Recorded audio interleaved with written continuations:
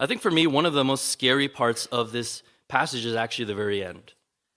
That part where the bridegroom says to the virgins, "Truly, I do not know you." I remember growing up and reading through Matthew and coming to all these parables at the end where whoever Jesus is meant to be says that. And that terrified me growing up because it's such a scary reality, right? To have this view of yourself and to view everything as all right and that you're going to be there, and then at the very end to get there and Jesus saying, "I do not know you." That really scared me growing up. And I think part of that is also looking at the story and kind of why it's so scary. And so the first thing I want to point out is this. The foolish virgins looked ready, right? From all appearances, they looked ready. They had their lamps with the wise virgins, right? They had what they looked like they had what they needed.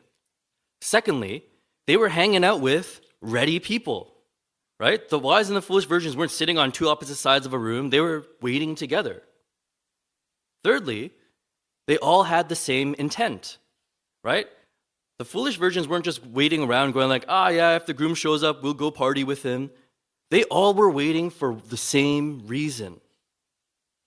And lastly, they were willing in the moment, right? When the bridegroom actually came, it's not like they went, we don't feel like going to the wedding anymore. Like, I don't want to spend more money on oil. They had that passion. They actually wanted to go. And I think this is scary because oftentimes we'll look at one of these four things to try to figure out whether we're ready or we're prepared. Do I look ready? Am I hanging out with ready people? Do I want the same thing as ready people? Am I willing in the moment?